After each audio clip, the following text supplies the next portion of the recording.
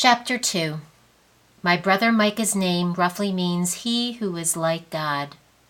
The name Silas means man of the woods. In Puritan society, names and their meanings are very important. My mother always loved to tell us simple things like this. I remember thinking when I was young how my mother must be similar to what an angel in heaven is like. She could restore internal peace in me with a sympathetic glance or gentle touch after being corrected for some minor offense. Ruling the child was common and expected of male head of households in our community. My father was a stern, serious man. He had poured his heart and soul into his religion and his community, and had no doubts that the path he had chosen was the right one for himself and his family. He was extremely hard-working and expected the same from everyone around him. He loved us with all his heart and soul.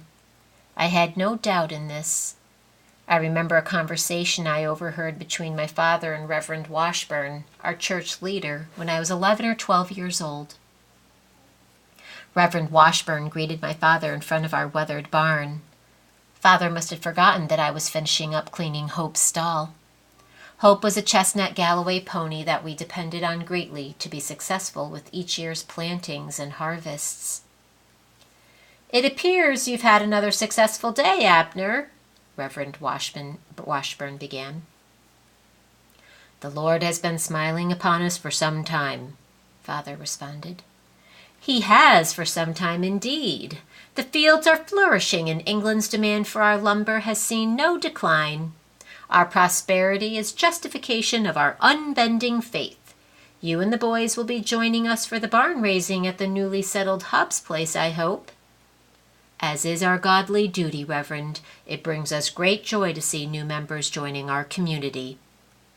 "I have heard from Schoolmaster Wood that your eldest boy, Micah, continues to excel in his studies. It seems clear he is on the path the Lord has intended for him. I have no doubt he is destined to be a leader of men in both mind and spirit." "We are very proud of the boy, Reverend Washburn." My father's hard shell seemed to soften as he responded. "How goes it with your younger Silas?" the Reverend prodded. "He is spirited, Reverend, but I have no doubt that the messages of the good book will begin to take shape for him soon," Father responded apologetically. "He was seen again recently on the west end of Samuel Birdwell's fields by his wife, Faith, dawdling Tuesday last for a period of time." After a slight hesitation, he continued, "Let us be reminded of Proverbs 10:4, Abner. He becometh poor that dealeth with a slack hand, but the hand of the diligent maketh rich. I trust you have been doing your part to rule that child, Abner," Reverend Washburn cautioned. "He is a good boy, still young, but good," Father responded and changed the subject by offering the Reverend some wood and making arrangements to deliver it the following day. I was shocked. I knew that the adults in our community were dedicated to instilling proper practices and behaviors to make the younger generation valuable community members. I now understood that they watched us and even spoke of our progress. I was most surprised that my father seemed ashamed and disappointed in me. It was clear this was not the first time he and Reverend Washburn had spoken about me. Both appeared to be concerned about the way I behaved because I enjoyed stealing away to the woods or fields sometimes to breathe and be by myself. I sometimes felt pressure from our daily lives. My father and brother lived their lives so intent on being perfect in every moment. I never felt this way. I am sure my mother was more like me, although we never once talked about it. There were times when my mother appeared to exhale softly when my father or brother left the room. It was as if in their presence she was trying to be something she was not. When we were alone, my mother was different. She was more talkative and tender, not afraid to show her emotions. I was never sure if something changed in me or in my father after that day. From that day forward, I noticed a difference in how I was treated by him. He had less patience with me. I was corrected often, and sometimes I was not even sure what I had done wrong. I began to wonder if it had always been this way, and the conversation I had overheard just made everything clearer to me. The feeling that I was a disappointment to him began to grow and fester in my heart. I began to understand slowly over time the only way for me to please Father was to become something or someone I was not, like my mother had. It didn't matter how far into the woods I went or how good my excuse was to steal away, I always felt I was being doubted by my father and watched by the community. Roxbury had become my purgatory, and until I changed to be someone I was not, in purgatory I would stay. I witnessed my first hanging at 12 years old. This was not the first public execution in the Massachusetts Bay colonies. Stories had been relayed to us in the meeting house by our reverend.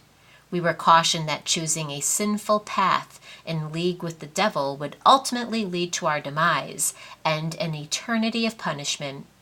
John Wills had chosen that path. He had served time in the stocks and been publicly whipped for sins he had committed in his youth and early adulthood. It seemed to me most of his recent trouble came from his refusal to take a wife. Seemingly disgusted members of the church community constantly discussed his choice of a solitary life in angry tones. He was condemned in a trial administered by the local magistrate who visited our town several times each year. A jury of 12 townspeople had determined his guilt. He was officially charged with being a traitor. The charge was the result of his unauthorized trade with local Indians that witnesses claimed resulted in the abduction of 2 local children. The magistrate's sentence spread through the village like wildfire. It seemed everyone was involved in planning and preparing for the hanging. It felt more like we were preparing for a celebration. It seemed the whole town had gathered at the edge of the last field on the road that led to the old cemetery. The persistent early fall wind swirled gray clouds around in the blue sky as a backdrop to the stacked stone fence that framed dozens of aging wooden crosses. Several skeletal old trees stood spread out within the cemetery yard. The large tree that stood just outside of the rickety old splintered cemetery gate was prepared with the noose. The event began with a speech by Reverend Washburn. He stumbled to the front of the gathering. He appeared exhausted and looked slightly gray and sickly.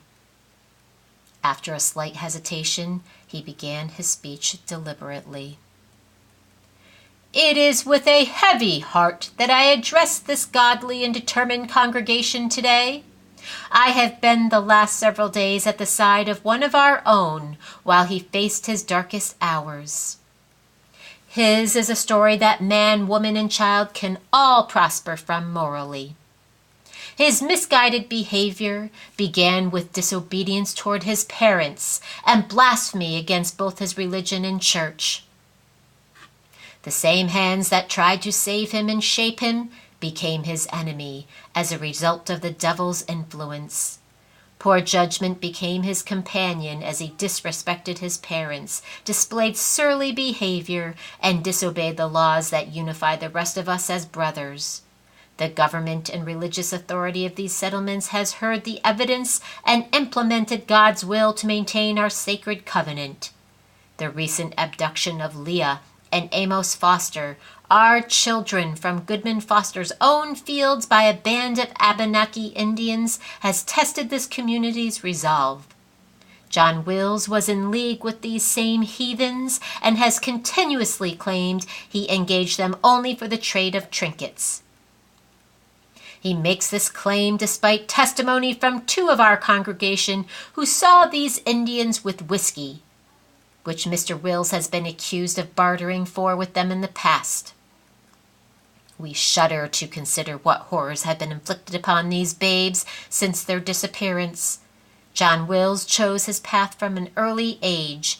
Many of you have offered your hearts and poured out your souls in an attempt to keep him from a wretched fate. I have worked feverishly to save him from the hellfires that await him through a proper confession. As has been his position in life, he has refused this help and inflicted blasphemy on myself as an instrument of the Lord. Like many of you, I have wept for his tortured soul. Let his death be not in vain. May the whole of the community recognize the danger that accompanies sin and the inflictions that plague the unsuspecting innocent when one chooses that path. Reverend Washburn then gestured for the prisoner to be brought forward. Wills was slowly guided to the front of the crowd. Formal procedures were continued, and eventually John Wills was asked if he had anything to say. A deadly silent hush came over the crowd, as if there were the moment that everyone in attendance had waited for. John Wills slowly raised his head, which had been down throughout the proceedings. His brow was furrowed, and he had a look of fury in his eyes. He glanced slowly to the left side of the crowd and then rotated his head to the right side, making eye contact with some individuals along the way. He did not speak a word. It was clear from his actions that he felt he had been wronged. He was hanged in dreary silence until his kicking and jerking subsided and a gasp came from the expectant crowd. Quietly the crowd turned and in an orderly fashion walked back to town in deep reflection over the events they had witnessed. I often thought about John Wills's silence and wondered if he had also felt different.